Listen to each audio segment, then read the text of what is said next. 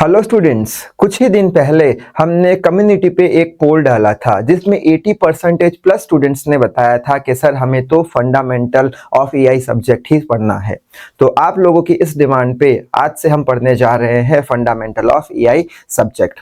तो आज के इस वीडियो में हम यूनिट नंबर 1 से पढ़ने की शुरुआत करेंगे जो कि होगा इंट्रोडक्शन। अब ये जो इंट्रोडक्शन है उसमें से एग्जाम में कम से कम 1 या 2 क्वेश्चन जरूर से पूछे जाते हैं।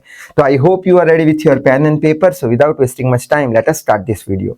तो आज के इस वीडियो में सबसे पहले तो हम देखेंगे कि एआई आखिर होता क्या है, उसका कंसेप्ट क्या है। बाद में हम एआई की अलग अलग डेफिनेशन पढ़ेंगे। बाद में एआई अगर हमें बनाना है तो हम उसका अप्रोच कैसे करें, यानी एआई कैसे हम बनाएं। बाद में हम टाइप्स ऑफ एआई में स्ट्रॉन्ग एआई के बारे में पढ़ेंगे। एआई की हिस्ट्री क्या है वो देखेंगे। ह्यूमन और मशीन दोनों के बीच का कंपैरिजन या फिर डिफरेंस देखेंगे। बाद में एआई बनाने में कौन कौन सी प्रॉब्लम्स आती है वो देखेंगे और एआई के पास कौन से फीचर्स होते हैं वो देखेंगे और एआई के डोमेन्स देखेंगे, यानी कहाँ कहाँ पे वो यूज किया जाता है। तो सबसे पहले तो समझ लेते हैं एआई का कंसेप्ट क्या है, एआई आखिर होता क्या है। अब मैं बीच बीच में साइड पे जाता रहूंगा जिससे करके आप स्क्रीनशॉट लेते रहना, तो स्क्रीनशॉट लेना कंपलसरी है, ठीक है। अच्छा, बहुत सारी देख लेते हैं क्या कि एआई का मतलब क्या होता है, कंसेप्ट क्या है एआई का। तो बहुत सारी ह्यूमन एक्टिविटीज है, हम लोग बहुत सारी एक्टिविटीज करते हैं। जैसे कि हो गया हमें कोई कंप्यूटर प्रोग्राम को बनाना है, डेवलप करना है, या फिर मैथमेटिक्स को सॉल्व करना है, या फिर रीजनिंग क्वेश्चन जो है उसके आंसर देने हैं, या फिर कोई भी लैंग्वेज को समझना है, या फिर कार चलाना है, वगैरह वगैरह। ये सारी एक्टिविटी करने के लिए हमें किस चीज की जरूरत पड़ेगी, इंटेलिजेंस की जरूरत पड़ेगी। इंटेलिजेंस यानी अकल की जरूरत पड़ेगी, बुद्धि की जरूरत पड़ेगी, ठीक है। अब कुछ कंप्यूटर प्रोग्राम ऐसे भी है, कुछ कंप्यूटर सिस्टम ऐसे भी है जो ये सारे काम कर सकते हैं, ठीक है। तो यहां पे वही लिखा है, several computer system have been built that can perform the same task. ऐसे सारे काम कर सकते हैं, ऐसे भी कंप्यूटर सिस्टम है। ऐसे भी कंप्यूटर सिस्टम है जो कि डिसीज को डायग्नाइज कर सके। डिसीज को डायग्नाइज यानी बीमारी के बारे में पता लगा सके कि कौन सी बीमारी हुई है, ठीक है। और साथ ही साथ जो इक्वेशन है, क्वाड्रेटिक इक्वेशन या कोई भी इक्वेशन, उसको सॉल्व भी कर सके और साथ ही साथ इंसानों की भाषा भी समझ सके। ऐसे भी कंप्यूटर सिस्टम बनाए गए हैं जो इंसानों जैसी जैसी एक्टिविटी करता है, ठीक है। अच्छा, अगर हमें ऐसी सारी एक्टिविटी करवानी है कंप्यूटर से, कंप्यूटर सिस्टम से ऐसी सारी एक्टिविटी करवानी है तो उसके लिए किस चीज की जरूरत पड़ेगी, तो उसके लिए इंटेलिजेंस की जरूरत पड़ेगी जो कि इंसान के पास है। लेकिन कंप्यूटर कर रहा है तो इंसान क्या करेगा, कंप्यूटर को इंटेलिजेंस देगा, कंप्यूटर को बुद्धि देगा। और जब इंसान कंप्यूटर को बुद्धि दे रहा है सारे काम करवाने के लिए, तो ऐसी बुद्धि को बोलेंगे आर्टिफिशियल बुद्धि, यानी आर्टिफिशियल इंटेलिजेंट। आर्टिफिशियल यानी बनावटी बुद्धि, कृत्रिम बुद्धि, कृत्रिम बुद्धि दे रहा है, ठीक है। तो वही लिखा है, for doing all about work, ये सारे काम करने के लिए आर्टिफिशियल इंटेलिजेंस की जरूरत पड़ती है। तो आई होप आर्टिफिशियल इंटेलिजेंस क्या है समझ में आ गया होगा। अगर हमें आर्टिफिशियल इंटेलिजेंस बनाना है, यानी ऐसी कृत्रिम बुद्धि, बनावटी बुद्धि बनानी है, तो उस बनाने के लिए सेंट्रल पॉइंट क्या होगा, क्या मेन होगा, सेंट्रल पॉइंट क्या होगा, एआई के पीछे का मेन एम क्या होगा कि सबसे पहले तो कैसे सोचे, सबसे पहले तो कैसे सोचे हम ऐसी बनावटी बुद्धि बनाने के लिए, कैसे सोचे। और उससे भी ज्यादा हमें क्या सोचना पड़ेगा, उससे भी ज्यादा हमें यह सोचना पड़ेगा कि जो हमारा सिस्टम है, how to make system to think, यानी हमारे सिस्टम को कैसे मजबूर करके वो सोचे, सिस्टम को सोचवाने पे कैसे मजबूर करे कि सिस्टम भी उसी तरीके से सोचे, ठीक है। How to make system to think, यानी सिस्टम को सोचवाने पे कैसे मजबूर करे, कैसे सिस्टम भी सोचे, ठीक है। तो ये जो सोचने की प्रोसेस है, आर्टिफिशियल इंटेलिजेंस बनाने के लिए जो सोचने की प्रोसेस है कि कैसे प्रेशराइज करे सिस्टम को कि तू भी सोच, ठीक है। तो उसके स्टेप्स होते हैं, कुछ 4 स्टेप्स होते हैं। पहला स्टेप होता है नोटिस, अंडरस्टैंड, दूसरा प्रिडिक्ट और चौथा मैनिपुलेट। ये चारों स्टेप हम समझने की कोशिश करते हैं एक एग्जांपल से। जैसे कि हमें थंबनेल बनाना है, ठीक है। थंबनेल बनाना है, चैट जीपीटी पे बना सकते हैं, जेमिनाई पे भी बना सकते हैं। थंबनेल बनाना है तो हम क्या करेंगे, सबसे पहले तो टाइप करेंगे या बोलेंगे कुछ कि थंबनेल बनाना है। यानी कि सबसे पहले जो हमारा आर्टिफिशियल इंटेलिजेंस है, चैट जीपीटी एक एआई है, एआई का एजेंट है, जेमिनाई भी एक एजेंट है एआई का, ठीक है। तो सबसे पहले तो जो हम लिख रहे हैं, टाइप कर रहे हैं, उसको नोटिस करेगा एआई, ठीक है। नोटिस करने के बाद वो समझेगा कि हाँ ये क्या बोल रहा है, थंबनेल बनाने को बोल रहा है, ठीक है। बाद में वो प्रिडिक्ट करेगा यानी वो क्या सोचेगा कि इसका बैकग्राउंड कैसा होना चाहिए, इसके फेस के एक्सप्रेशन कैसे होने चाहिए, ठीक है। ये सारी चीजें वो सोचेगा, कलर कॉम्बिनेशन कैसा होना चाहिए, ये सारी चीजें सोचेगा। और लास्ट में मैनिपुलेट करेगा यानी वो सारे सीन सेट कर देगा, ठीक है। बाद में फाइनल टचेस दे देगा, उसके लिए वो मैनिपुलेट करेगा कि ऐसा करे तो अच्छा लगेगा या फिर ऐसा करे तो अच्छा लगेगा, जिसको मैनिपुलेशन बोलते हैं। मैनिपुलेट करेगा और बाद में फाइनल हमें आउटपुट दे देगा। तो ये था हमारा कंसेप्ट एआई का। मैं साइट पे हो जाता हूँ, स्क्रीनशॉट शायद से आपने ले लिया होगा। अच्छा, अब एआई कैसे बनता है वो तो हमने देख लिया, एआई का क्या कंसेप्ट है वो भी हमने देख लिया कि एक बाहर से बुद्धि हमें डालनी पड़ती है जो इंसानों जैसे काम कर पाए।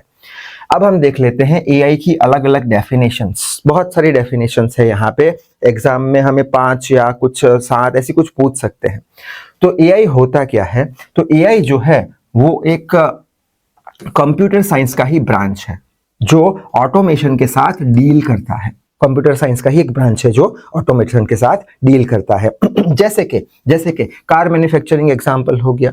कार मैन्युफैक्चरिंग जो होती है वो क्या इंसान करते हैं? नहीं, कार की जब असेंबली होती है तब क्या होता है, सबसे पहले बॉडी आती है, फिर उसमें टायर्स लगते हैं, फिर स्टीयरिंग लगता है, फिर दरवाजा लगता है, फिर उस पर पेंटिंग की जाती है। तो ये सारी प्रोसेस ऑटोमेटिक होती है जो एआई करके देता है, जिसे बोलते हैं ऑटोमेशन, ठीक है। यानी इंसान की जरूरत पड़ी नहीं, इंसान ने एक आर्टिफिशियल बुद्धि बना दी, वो उसके हिसाब से काम करता है, ऑटोमेटिक काम कर रहा है।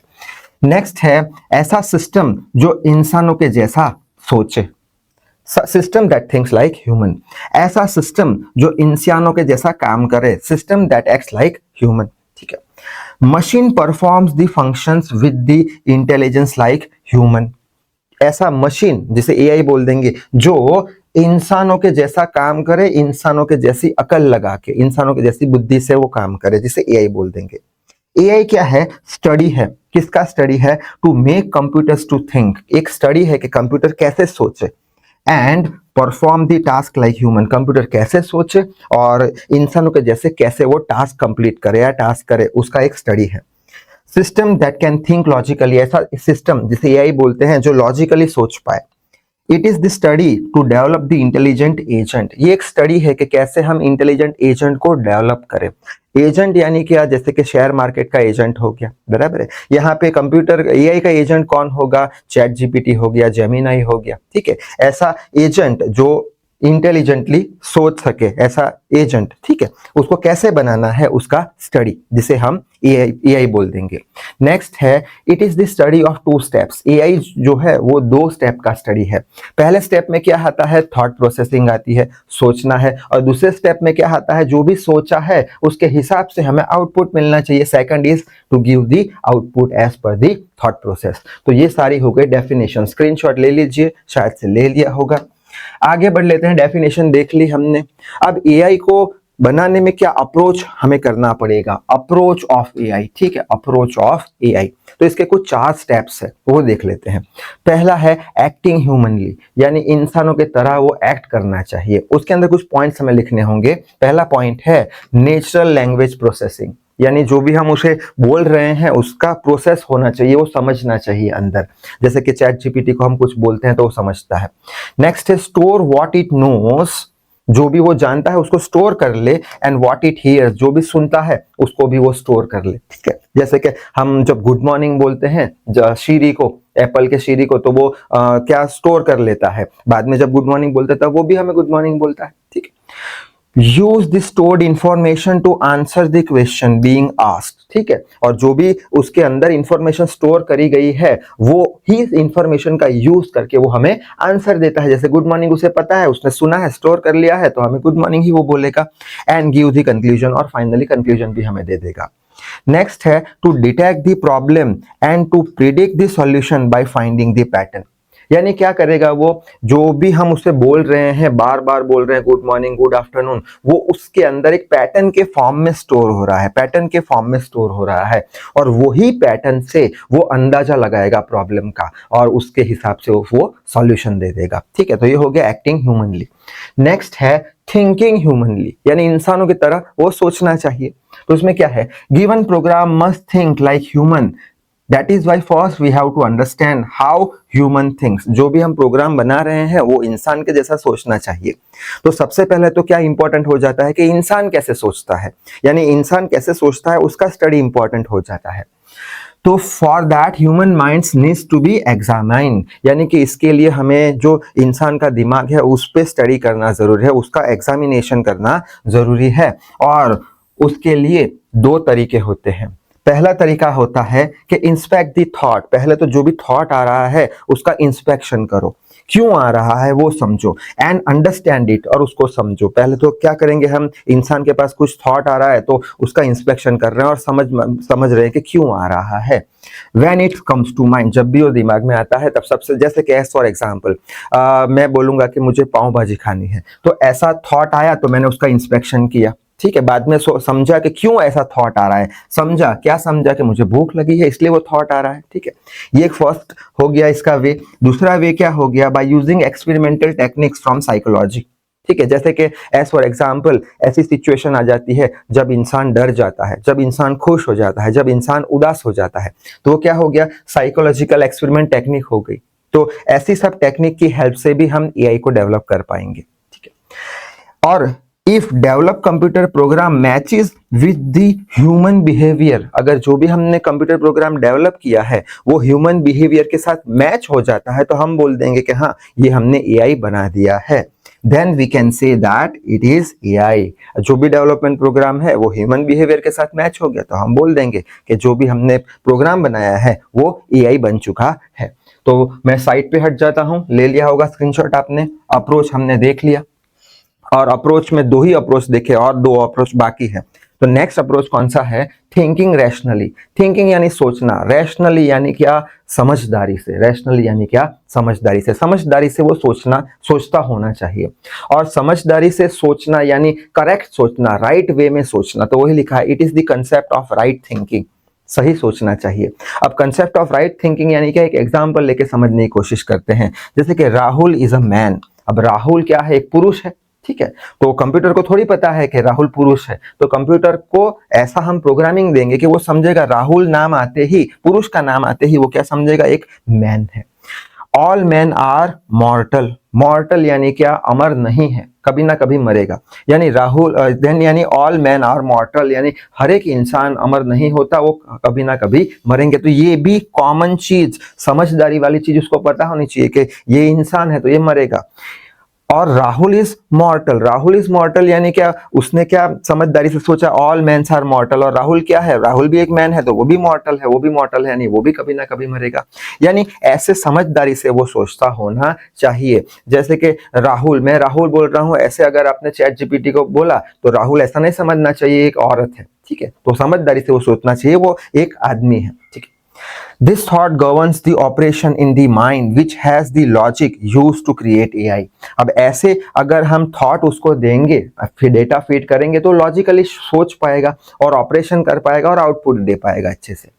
लास्ट अप्रोच है एक्टिंग रैशनली। एक्टिंग यानी काम करना, रैशनली यानी क्या, समझदारी से काम करना, समझदारी से काम करना, ठीक है। Agent is one in which do the work. जैसे कि हो गया शेयर मार्केट का एजेंट, तो वो क्या करेगा, काम करेगा, शेयर मार्केट का काम करेगा। अगर कंप्यूटर एजेंट की बात करें तो कंप्यूटर एजेंट जो होगा वो जो हमारे ह्यूमन के जो एजेंट है उससे भी ज्यादा अच्छा, उससे भी ज्यादा एक्यूरेट काम करता होना चाहिए। क्योंकि उससे क्या करना पड़ेगा, अपने आसपास के एनवायरनमेंट को समझना पड़ेगा और आसपास के एनवायरनमेंट को समझ के रैशनली एक्ट करना पड़ेगा। रैशनल यानी समझदारी से काम करना पड़ेगा, ठीक है। एज फॉर एग्जाम्पल हमारा जो फायर अलार्म होता है, ठीक है, फायर अलार्म क्या है, एक एजेंट है एआई का। फायर अलार्म क्या करेगा कि अपने आसपास के जो एटमॉस्फेयर है, एनवायरनमेंट है, उसको समझेगा। अगर एटमॉस्फेयर शांत है तो कोई बात नहीं, लेकिन एटमॉस्फेयर में, उसके एनवायरनमेंट में अगर आग चालू हो गई तो वो क्या करेगा, आग चालू हुई तो उसको समझा, उसको एक्सेप्ट किया कि भाई आग लग गई है तो अब फायर अलार्म बजाना पड़ेगा, पानी छोड़ना पड़ेगा, ठीक है। यानी तभी वो पानी छोड़ेगा, समझदारी से वो काम करेगा। ऐसा नहीं है कि आग लगी ही नहीं और उसने पानी छोड़ना शुरू कर दिया, अलार्म बजना शुरू हो गया, तब वो रैशनली नहीं होगा। रैशनली यानी समझदारी से काम करता होगा नहीं, जिसे हम बैड एजेंट ऑफ एआई बोल देंगे। तो वही बात लिखी है, agent is one which do work but from computer agent more accurate and efficient work is expected. अच्छा काम क्यों? क्योंकि it has to understand the environment को समझना पड़ेगा, आग लगी है या नहीं। It has to adapt the change, यानी कि जो भी चेंज होगा, वो टेम्परेचर बढ़ेगा जब आग लगेगी तब उसको सेंस करना पड़ेगा। And capable to solve the problem, जो प्रॉब्लम हुई है यानी कि आग लगने की प्रॉब्लम हुई है उसको सॉल्व करना पड़ेगा पानी डाल के, as for example fire alarm. तो समझ गए हम, ठीक है। And for this it is expected that agent should act rationally, और इसके लिए हम क्या एक्सपेक्ट करेंगे कि एजेंट जो होगा वो समझदारी से काम करता होना चाहिए, ऐसे ही नहीं कि अलार्म कभी भी बजा दिया, ठीक है। अच्छा, तो ये एक्टिंग रैशनली हो गया और ये हो गया थिंकिंग रैशनली। साइड पे हट जाता हूँ, स्क्रीनशॉट आपने शायद से ले लिया होगा। आगे बढ़ लेते हैं, नेक्स्ट स्ट्रॉन्ग एआई के बारे में समझ लेते हैं। अब ये जो स्ट्रॉन्ग एआई का जो कंसेप्ट है वो 1980 में जॉन सर्ल करके एक साइंटिस्ट थे, उन्होंने दिया था। उन्होंने एक अपना आर्टिकल बनाया था, वो आर्टिकल का नाम था माइंड्स, ब्रेन्स एंड प्रोग्राम्स। उसके अंदर उन्होंने स्ट्रॉन्ग एआई को इंट्रोड्यूस किया था, ठीक है। अब स्ट्रॉन्ग एआई जो है वो हमें कुछ थियरीज प्रोवाइड करता है। किसके लिए थियरीज प्रोवाइड करता है? कंप्यूटर प्रोग्राम को डेवलप करने के लिए, ठीक है। जिससे करके क्या हो, जिससे करके वो कोई भी प्रॉब्लम को सॉल्व कर पाए, पहले कारण जाने और बाद में कोई भी प्रॉब्लम को सॉल्व कर पाए, ठीक है। और ये जो स्ट्रॉन्ग एआई है उसके पास फीलिंग्स भी होते हैं और अवेयरनेस भी होता है। अवेयरनेस यानी चेतनाएं भी होती है, ठीक है, फीलिंग्स भी होते हैं। एज फॉर एग्जाम्पल, अगर आपने रजनीकांत का रोबोट पिक्चर देखा हो तो, जिसमें चिच्ची करके एक रोबोट होता था जिसकी खुद की भी फीलिंग्स होती थी, जो ऐश्वर्या राय से प्यार कर बैठा था, ठीक है, तो उसको हम स्ट्रॉन्ग एआई बोलेंगे, जिसके पास फीलिंग भी है और अवेयरनेस भी है, चेतना भी है। अब ये जो स्ट्रॉन्ग एआई है, फीलिंग्स वाले, अवेयरनेस वाले, उसके दो कैटेगरी होते हैं। पहला होता है ह्यूमन लाइक एआई, ठीक है, यानी इंसानों के जैसा वो सोचे, उसका कारण बताए और काम करे, इंसानों जैसा उसका दिमाग होता है। और नॉन ह्यूमन लाइक एआई यानी इसका ऑपोजिट यानी कि वो इंसानों के जैसा उसके पास दिमाग है नहीं, वो इंसानों के जैसा सोचता नहीं है और काम करता नहीं है। जैसे कि अगर देखा हो तो वो जो मूवी थी रोबोट, उसके एंड में जो रोबोट था रजनीकांत ने जो बनाया था वो बिगड़ चुका था, किसी की बात नहीं मानता था, उसके पास बहुत ही अजीब सी फीलिंग आ गई थी, सबको मारना शुरू कर दिया था। वो स्ट्रॉन्ग एआई का non human like AI category में आता था, ठीक है। तो शायद स्क्रीनशॉट ले लिया होगा। आगे बढ़ लेते हैं, नेक्स्ट है हमारा हिस्ट्री ऑफ एआई, ठीक है, हिस्ट्री ऑफ एआई, ये भी एग्जाम में कभी पूछ लेते हैं। तो 1943 से 1955 के बीच में एआई का काम चालू हो गया था और आज की तारीख में उसे एआई से जाना जाता है। ये कब से शुरू हो गया था? 1943 से 1955 के बीच में ही शुरू हो गया था और आज की तारीख में उसे एआई से जाना जाता है। और सबसे पहले एआई जो है वो ये जो दो साइंटिस्ट है, मैकक्लॉच और वॉटर पीट्स, उन्होंने एआई को इंट्रोड्यूस किया था। कब इंट्रोड्यूस किया था? 1943 में, ठीक है। और उनका जो एआई का जो आइडिया था वो तीन चीजों पे बेस्ड था। कौन सी तीन थियरीज पे या चीजों पे? पहला था साइकोलॉजी यानी दिमाग के रिलेटेड, लॉजिक यानी सोचना, और कंप्यूटेशन यानी कैलकुलेट करना, यानी कि दिमाग से अच्छे से लॉजिक लगा के सॉल्व करना, कैलकुलेशन करना, उसके बेस पे उनका एआई का जो कंसेप्ट था वो था। और असल में एआई का जो जन्म हुआ वो 1956 में हुआ था, जब जॉन मैककार्टी करके जो साइंटिस्ट थे उन्होंने एक वर्कशॉप अरेंज किया। किस पे वर्कशॉप अरेंज किया उन्होंने? ऑटोनोमेट थियरी और न्यूट्रल नेट यानी दिमाग के अंदर जो चेता तंतु होते हैं उसका पूरा जाल होता है, उस पे उन्होंने ऑटोनोमेट एंड न्यूरल नेट पे उन्होंने क्या किया? एक वर्कशॉप ऑर्गेनाइज किया, ठीक है, एंड इंटेलिजेंस एंड बुद्धि पे। और जहां पे दूसरे जो रिसर्चर्स आए थे उन्होंने भी अपने पेपर्स प्रेजेंट किए और थियरीज दी, तब जाके एक्चुअल में 1956 में एआई का जन्म हुआ, ठीक है। 1952 से लेके 1969 के बीच में एआई का बहुत बड़ा काम पूरा हो चुका था सक्सेस के साथ। और ये जो टाइम पीरियड है उसके दौरान हमें दो इंपॉर्टेंट थियरी मिली थी एआई की, जो कि थी जनरल प्रॉब्लम सॉल्विंग, जीपीएस, और दूसरा था ज्योमेट्री थियरी। वो दौरान, ये टाइम पीरियड दौरान ये दोनों थियरी हमें मिली थी, खोजी गई थी। और 1970 में माइसिन करके एक प्रोग्राम बनाया गया था एआई का, जो क्या करता था? डायग्नोसिस द ब्लड इन्फेक्शन, यानी ब्लड में जो इन्फेक्शन होता है वो क्यों होता है, उसका डायग्नोसिस क्या कारण है वो ढूंढने के लिए 1970 में माइसिन करके एक प्रोग्राम बनाया गया था। बाद में एआई बहुत ज्यादा पॉपुलर बनना शुरू हो गया था। तो 1981 में जापानीज ने एक प्रोग्राम अनाउंस कर दिया था कि हम एक प्रोग्राम अनाउंस कर रहे हैं जिसपे हम क्या करेंगे, जिसपे हम एआई पे रिसर्च करेंगे, और वो प्रोग्राम का नाम दे दिया था उन्होंने प्रोलॉग। और यूएस ने भी यही साल में एआई पे रिसर्च करने का एक प्रोग्राम अनाउंस कर दिया था और उसका नाम रखा था एमसीसी प्रोग्राम। ठीक है।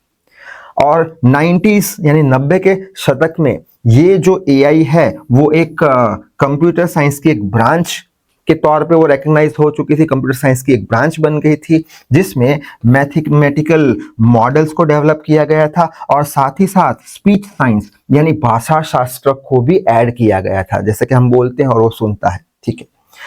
आज की तारीख में एआई का यूज किसमें होता है, गेम खेलने में होता है, जैसे कि चेस का गेम, पोकर गेम हो गया। डायग्नोसिस यानी कारण ढूंढना कोई बीमारी का। ठीक है। रोबोटिक्स में इसका यूज होता है, सर्जरी में इसका यूज होता है, लैंग्वेज अंडरस्टैंडिंग में इसका यूज होता है, जैसे गूगल ट्रांसलेट हो गया।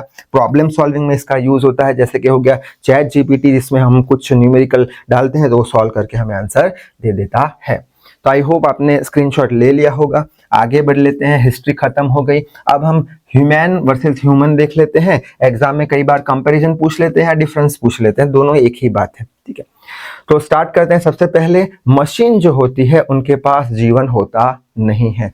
क्यों जीवन होता नहीं है? क्योंकि दे आर मैकेनिकल यानी नट बोल्ट से बने होते हैं, जबकि इंसान जो होते हैं वो फ्लैश यानी मांस और ब्लड यानी खून से बने होते हैं, जिसके पास उनके पास क्या होता है, जीवन होता है। इंसान जो होते हैं उनके पास फीलिंग्स और इमोशंस होते हैं और वो अपने फीलिंग्स और इमोशंस को एक्सप्रेस कर पाते हैं, जबकि मशीन के पास फीलिंग और इमोशन होते नहीं हैं। वो तो सिर्फ और सिर्फ वर्क करते हैं, काम करते हैं। जो भी डेटा हमने उसके अंदर फीड किया गया है, उसके जो मैकेनिकल ब्रेन में, आर्टिफिशियल ब्रेन में, उसके हिसाब से वो काम करते हैं। फीलिंग वगैरह कुछ होती नहीं है। नेक्स्ट है, इंसान जो है वो ओरिजिनल चीजें कर पाते हैं। ओरिजिनल चीजें यानी जैसे कि न्यूटन सर हो गए, उन्होंने क्या लॉज का इन्वेंशन किया था, लॉज ऑफ मोशन का इन्वेंशन किया था, नई चीज सोची थी। जबकि जो मशीन्स होते हैं वो कभी भी नई चीजें सोच नहीं सकते। क्यों? क्योंकि इंसान ही तो उसको दिमाग देता है। ठीक है।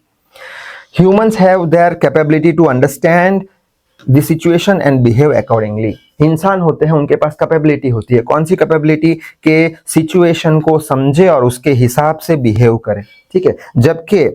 जबकि मशीन के पास ऐसी कैपेबिलिटी, ऐसी क्षमता होती नहीं है। नेक्स्ट देख लेते हैं कि human behave as per their feeling. इंसान जो है अपनी फीलिंग के हिसाब से काम करता है। जैसे कि अगर हमने किसी को बोल दिया कि ये काम कर, तो उसका अगर उसकी फीलिंग अच्छी नहीं होगी, यानी उसको अच्छा नहीं लग रहा होगा, तो बोलेगा आज नहीं, कर लेंगे। लेकिन मशीन्स जो होते हैं वो तो सिर्फ और सिर्फ काम ही करते हैं, just perform the task they are taught. उनको जो सिखाया गया है वही काम करेंगे। मशीन ऐसा बोलेगा नहीं कि आज मूड नहीं है।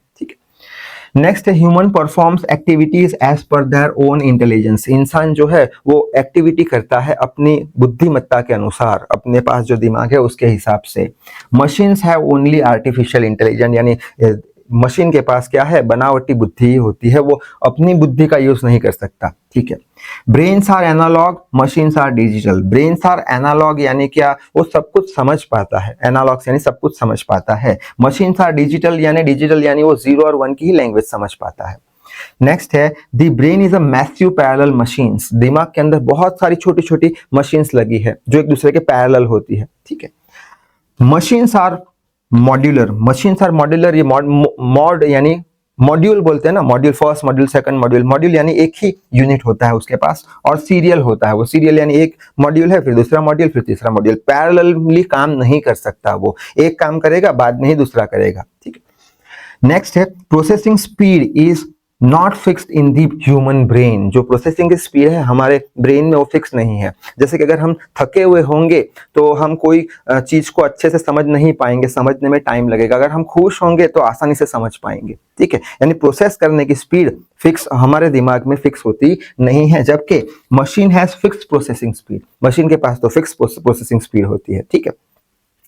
नेक्स्ट है the brain is a self organise system. Brain क्या है? अपने आप से ऑर्गेनाइज हुआ सिस्टम है, जबकि मशीन सेल्फ ऑर्गेनाइज सिस्टम है नहीं, उसे तो ह्यूमन ऑर्गेनाइज करके देता है। तो शायद से आपने स्क्रीनशॉट ले लिया होगा। नेक्स्ट टॉपिक पे बढ़ लेते हैं हम। नेक्स्ट टॉपिक है प्रॉब्लम। ठीक है, एआई बनाने में क्या प्रॉब्लम है, तो क्या लिखना है एग्जाम में वो देख लेते हैं। ठीक है, तो ये जो एआई जो है, basically AI doing 3 categories of work, 3 तरीके के काम करता है। पहला काम है मुंडन काम। मुंडन काम यानी कि नॉर्मल काम, टास्क यानी काम, नॉर्मल काम, जैसे कि देखना, बोलना, ठीक है, नेचुरल लैंग्वेज समझना, ट्रांसलेट करना, कॉमन सेंस रीजनिंग के आंसर देना, रोबोट कंट्रोल करना वगैरह वगैरह। ये कैसे काम हो गए? नॉर्मल काम हो गए इसके। ठीक है, नेक्स्ट काम करता है फॉर्मल टास्क। फॉर्मल टास्क करता है जैसे कि गेम्स हमारे साथ खेलता है, चेस का गेम हो गया, पोकर का गेम हो गया, मैथमेटिक्स के प्रॉब्लम सॉल्व करता है। और तीसरा काम होता है एआई का एक्सपर्ट टास्क। एक्सपर्ट टास्क जैसे कि वो इंजीनियरिंग डिजाइनिंग करके देता है, फॉल्ट कहाँ पे है वो पता लगा के देता है, मैन्युफैक्चरिंग में वो काम आता है, मेडिकल डायग्नोसिस में काम आता है, यानी कौन सी बीमारी है उसका पता लगाता है। ठीक है, यानी ये तीनों काम एआई करता है। अब ये तीनों काम एआई करता है। एआई कौन बनाता है? इंसान बनाता है। यानी इंसान के पास भी ये तीनों चीजों का नॉलेज होना चाहिए। इंसान को अलग अलग भाषाएं आनी चाहिए, प्रॉब्लम सॉल्व करता होना चाहिए, मैथमेटिक्स पूरा आना चाहिए उसको, इंजीनियरिंग डिजाइन करना आना चाहिए, फॉल्ट डिटेक्ट करना आना चाहिए, मेडिकल के साइड भी नॉलेज होना चाहिए, तभी जाके तो वो एआई बना पाएगा या फिर प्रोग्राम डेवलप करा पाएगा। ठीक है, तो वही लिखा है, the person who wants to build up AI must know all 3 categories of work properly, then only he can develop the program accordingly and generate the AI, तभी जाके वो एआई बना पाएगा। ठीक है, अच्छा, और जब भी कोई इंसान एआई बनाने जाता है तब वो इंसान अपने आप को ये 4 क्वेश्चन पूछता है। तो वही लिखा है, whenever one wants to develop AI then he needs to ask the following questions। कौन से पहला क्वेश्चन पूछता है कि what are the basic assumption about the intelligence। जो भी मैं इंटेलिजेंस बना रहा हूँ, कृत्रिम बुद्धि जो बना रहा हूँ, उसके पीछे का असम्पशन क्या है, मैं क्यों बना रहा हूँ, वो कैसे सोचना चाहिए, उसके पीछे के असम्पशन क्या है।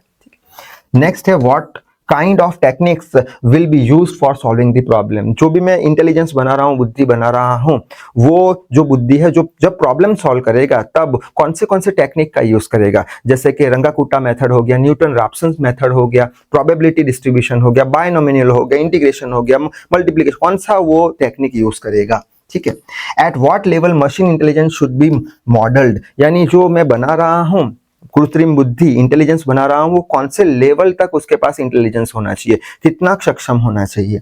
और अंत में है कि when will be realise that develop program has sufficient intelligence, और कब पता लगेगा मुझे कि जो भी मैंने कंप्यूटर प्रोग्राम बनाया है उसके पास सफिशिएंट अकल है या नहीं। ठीक है, और ये चारों चीजों को अच्छे से एनालाइज करने के लिए कुछ प्रोग्रामिंग करने पड़ते हैं। ठीक है, प्रोग्रामिंग के अंदर कुछ लॉजिक्स आते हैं, कुछ स्टेटमेंट्स आते हैं, तो वो स्टेटमेंट्स हमें लिखने जरूरी है। For that logics are required in program to develop AI. अब तो यहाँ पे स्क्रीनशॉट ले लीजिए आप। ठीक है, तो कौन से प्रोग्रामिंग के अंदर लॉजिक्स है वो एक एक करके देख लेते हैं। पहला लॉजिक होता है फॉर्मल लॉजिक। फॉर्मल लॉजिक में आता है एंड और नॉट, फॉर ऑल एक्स वगैरह वगैरह। ये सारे जो एक्सप्रेशंस है उसे बोलते हैं स्टेटमेंट, किसके लिए? फॉर्मल लॉजिक के लिए। उसी तरीके से नेक्स्ट आता है मैथमेटिकल लॉजिक। मैथमेटिकल लॉजिक में आता है प्लस माइनस इनटू 1 2 3 वगैरह वगैरह। ये सारे एक्सप्रेशंस जो है उसको बोलते हैं स्टेटमेंट्स, किसके लिए? मैथमेटिकल लॉजिक के लिए। और जो हमारा सीपीयू है, सीपीयू तो सिर्फ और सिर्फ 0 और 1 में ही समझता है, तो ये सीपीयू का हो गया लॉजिक या एक्सप्रेशन या फिर स्टेटमेंट।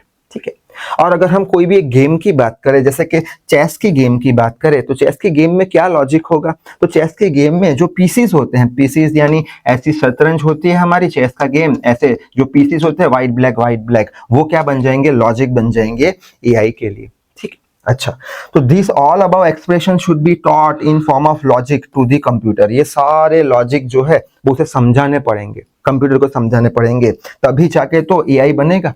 ठीक है, एक पर्सन बना रहा है, उसको ये सारी चीजें आनी चाहिए, सारा लॉजिक आना चाहिए, सारे काम आने चाहिए, इंजीनियरिंग भी आना चाहिए, मेडिकल का भी मालूम होना चाहिए, ठीक है, मैन्युफैक्चरिंग का भी मालूम होना चाहिए, ये सारे लॉजिक भी मालूम होने चाहिए, तभी जाके वो एक कंप्यूटर प्रोग्राम डेवलप करेगा और एआई बनाएगा।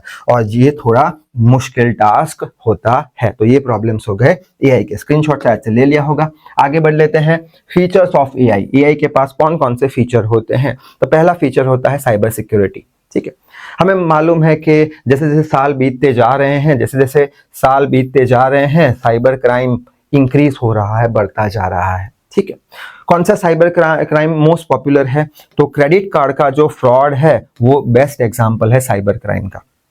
ठीक है, और अब पास के फ्यूचर में, नजदीकी फ्यूचर में अब एक ऐसा एआई का फीचर होगा जो क्या करेगा, जो हैकर होंगे उनकी एक्टिविटीज को रोक देगा।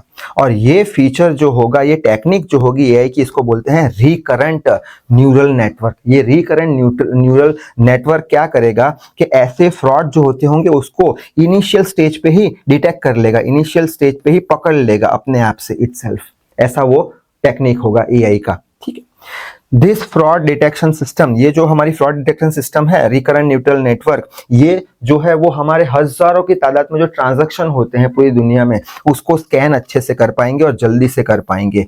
क्या लिखा है? Can scan thousands of transaction very quickly, जल्दी से स्कैन कर पाएंगे, जिससे करके ये जो साइबर क्राइम है वो लगभग ना के बराबर हो जाएगा। ये एक फीचर हो गया। दूसरा फीचर कौन सा हो गया? फेस रिकग्नाइजेशन फीचर एआई का। जैसे कि हमने देखा होगा कई मोबाइल के सामने अगर हम फेस लाते हैं तो खुल जाता है, तो वो कौन सा फीचर है? Face recognise feature. अब फेस रिकग्नाइज सबसे पहले कौन लाया था? आईफोन जो था वो एक्स मॉडल के अंदर उसने इंट्रोड्यूस किया था, और वही उसका था फर्स्ट स्टेप, वही उसका फर्स्ट स्टेप था। ये जो हमारा फीचर है फेस रिकग्नाइजेशन, उसकी तरफ एआई का वो फीचर था। और ये जो फीचर है फेस रिकग्नाइजेशन, वो कौन यूज करता है? गवर्नमेंट में यूज होता है, सिक्योरिटी फोर्स में यूज होता है। क्यों वो लोग यूज करते हैं? क्योंकि उन्हें जो है क्रिमिनल्स और जो सिटीजन्स, नागरिक है, उनको ट्रैक करने के लिए उनका यूज किया जाता है, पता लगाने के लिए यूज किया जाता है। अब चाइना है, चाइना के अंदर जितने भी लोग हैं सारों के फोटोग्राफ्स उनके डेटाबेस में स्टोर है, और चाइना में जगह जगह पे कैमरा लगाए गए हैं फेस रिकग्नाइजेशन के लिए।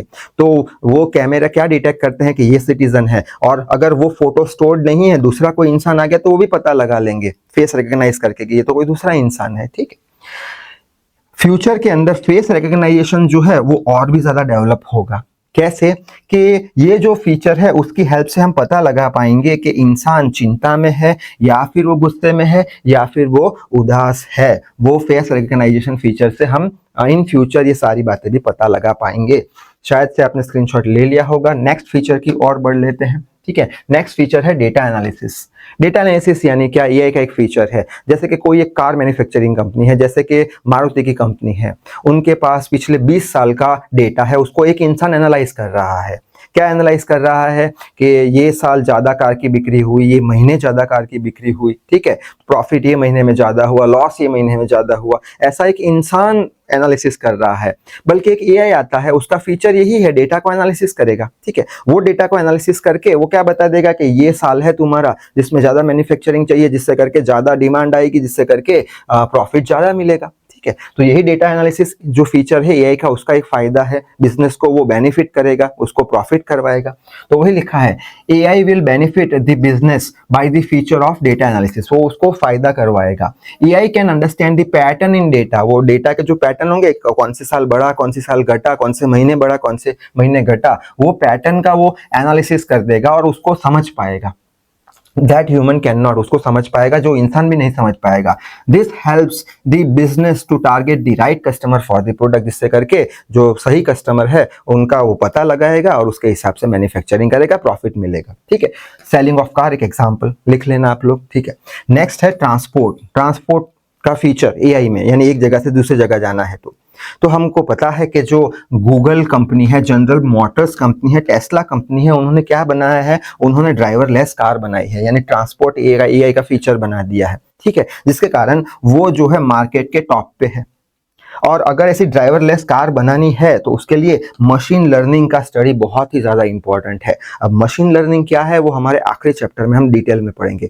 तो अभी तक के लिए देखेंगे कि ड्राइवरलेस कार के लिए मशीन लर्निंग समझना बहुत ही ज़्यादा ज़रूरी है, क्योंकि मशीन लर्निंग अगर हमें अच्छे से पता है तो जो भी ऑपरेशन होगा कार का वो स्मूथ होगा, यानी कहाँ पे भी एक्सीडेंट नहीं होगा और एरर भी नहीं मिलेगा। जो भी हमारा व्हीकल होगा उसमें एरर भी नहीं होगा, यानी गाड़ी खराब भी नहीं होगी अगर मशीन लर्निंग प्रॉपर है तो ये हो गया ट्रांसपोर्टेशन फीचर किसका, एआई का। शायद से स्क्रीनशॉट ले लिया होगा। आगे बढ़ लेते हैं आखिरी टॉपिक पे जो कि है एआई करियर डोमेन, यानी एआई कहाँ कहाँ पे यूज होता है।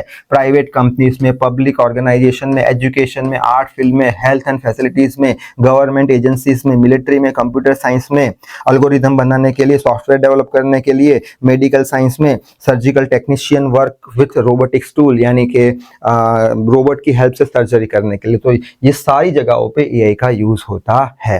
तो इस वीडियो में बस इतना ही। Till then read hard work hard. Thank you very much.